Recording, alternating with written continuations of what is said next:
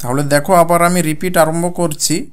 এইখানেতে আমি অ্যাকচুয়ালি করতে চাইছি যেটা হচ্ছে যেই প্রজেক্টটি আমি বানিয়েছি সেলস ইনসেন্টিভ, অর্থাৎ আমি একজন ডিস্ট্রিবিউটার, আমি আর ডিপিএস বাজাজ হিরো কোম্পানির ডিস্ট্রিবিউটার আছে, আমি কিছু সেলসম্যান রেখেছি এবং আমি কি ক্রাইটেরিয়া করেছি সমস্ত সেলসম্যানদের বেসিক স্যালারি 20,000 টাকা, এবং আমি এর সাথে একটি ক্রাইটেরিয়া রেখেছি সেলসম্যানদের উপরে যে যদি কেউ কোনো কোম্পানির, এই যে এখানে আমার 3টে কোম্পানি আছে, যদি সমস্ত কোম্পানির 1 লাখ টাকার বেশি কেউ যদি বিক্রি করে দিতে পারে তাহলে তাকে 5% ইনসেন্টিভ দেবো বেসিক স্যালারির উপর।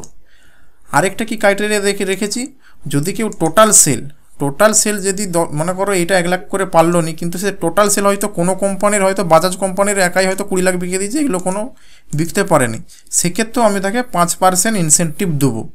তো এইরকম আমি যেটা চাইছি এটা কিভাবে এক্সেলে ফর্মুলার দ্বারা তৈরি করব শিটটি, সেইটি আমি তোমাদেরকে দেখাচ্ছি।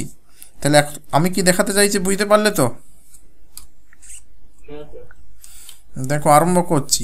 তাহলে আমি সবার প্রথম আমি কি করেছি, ডাটা ফিল আপ করে নিয়েছি আমার সেলসম্যানদের, এবং তারা মান্থলি আমি এটা 1 মাসের ডাটা এনেছি যে টিভিএস কত বিকেছে, বাজাজ কত বিকেছে, আমি টোটাল সেলটা এনে নিয়েছি মান্থলি যে এত টাকার বিকেছে। এরপরে আমি দেখতে চাইছি, এটা হচ্ছে কোম্পানি অনুযায়ী টোটাল সেল আছে, এরপর আমি দেখতে চাইছি টোটাল সেল মানে সমস্ত 3টে কোম্পানি মিলে টোটাল সেলস কত। তার জন্য আমি কি ফর্মুলা ইউজ করব, বলো কি ফর্মুলা ইউজ করব? টোটাল সেলটা দেখার জন্য সাম, শর্টকাটটা। এত আওয়াজ করছো কেন? শর্টকাটটা হচ্ছে অল্ট সমান এন্টার। তারপর আমি এটা কি করব, ধরে ড্র করে দেবো, তাহলে আমার টোটাল সেলটা পেয়ে গেলাম। এরপর আমি আসল জায়গায় আসছি, নিট স্যালারি, তাহলে সে কত পাবে। তাহলে এখানে আমি আরম্ভ করছি। তাহলে সবার প্রথম আমি ক্রাইটেরিয়া 1 লাগাচ্ছি যে অল কোম্পানি থেকে যদি 1 লাখ টাকার বেশি বা 1 লাখ টাকার সমান বিক্রি হয় তাহলে এখানে 5% ইনসেন্টিভ জুড়ে যাবে। তো এখন আমি এই ক্রাইটেরিয়া 1টি অ্যাপ্লাই করছি। তো এখন যদি কোনো সেলসম্যান প্রত্যেক কোম্পানি থেকে 1 লাখ টাকার মাল বিক্রি করে দিতে পারে তাহলে সে 5% ইনসেন্টিভ পাবে। কিভাবে ফর্মুলাটি ইউজ করব, তার জন্য আমি এখানে সমান করলাম, ইফ দিলাম, দেন এন্ড দিলাম লজিক 1 আমার টিভিএসের ঘরটি, এইটি যদি বেশি হয় বা সমান হয়, সমান দিচ্ছি কারণ আমার 1 লাখ টাকার সমান হলেও আমি ওই টাকাটা দিতে চাইছি, তার জন্য আমি ওটা সমান দিলাম, গ্রেটার দেন দিলাম, এবং বেশি হলেও দিতে চাইছি। তারপর 1 লাখ টাকা আমি দিলাম, 1 2 3 4 5 1 লাখ।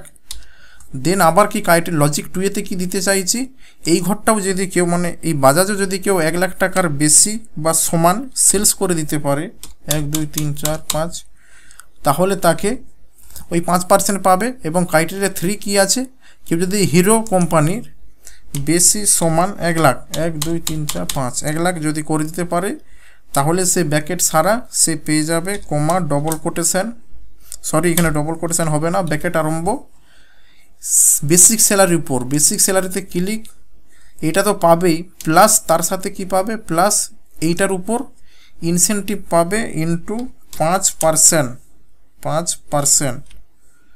ব্র্যাকেট সারা, এইটা হচ্ছে সে পেয়ে গেল। এবং কোমা, যদি না এটা করতে পারে কি হবে, ব্র্যাকেটের মধ্যে সেই বেসিক স্যালারিটা পাবে প্লাস বেসিক স্যালারির সাথে ইন্টু 0% পাবে, ব্র্যাকেট সারা। সরি এখানে আমি ব্র্যাকেটগুলো সারা করিনি বলে সব ইয়েস আসছে, ইয়েস করে দিলেও বেরিয়ে যাবে। দেন আমি এটাকে ড্র করলাম। এইখানেতে দেখুন এতগুলি সেলসম্যানের মধ্যে শুধুমাত্র একজনই 21,000 টাকা পেয়েছে, কারণ এরই একমাত্র 1 লাখ টাকার করে সেলস আছে প্রত্যেক কোম্পানিতে।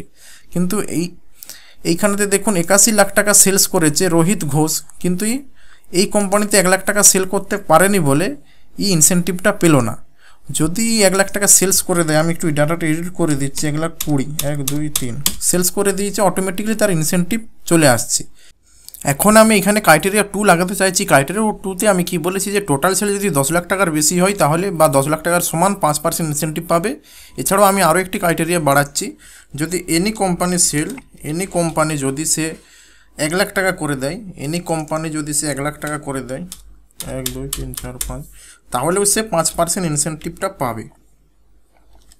তো এই ক্রাইটেরিয়াটি আমি কিভাবে অ্যাপ্লাই করব চলুন দেখাচ্ছি। এটাকে আমি একটু বর্ডার করে নিলাম। তার জন্য আমি এখানেতে অর ফাংশন ইউজ করব। তো আবার প্রথমের নিট স্যালারি যেখানে আমি সূত্রটি টাইপ করেছিলাম সেইখানে ফর্মুলাটিকে আবার ওপেন করে নিলাম এবং এখানে অ্যান্ডের পরিবর্তে আমি করে দিচ্ছি অর, এবং এখানে আরেকটি আমি লজিক টেস্ট বাড়িয়ে দিচ্ছি। কমা দেওয়ার পর এই সেলটা অর্থাৎ টোটাল সেলটা যদি 10 লাখের বেশি হয়, বেশি বা সমান হয় 10 লাখ,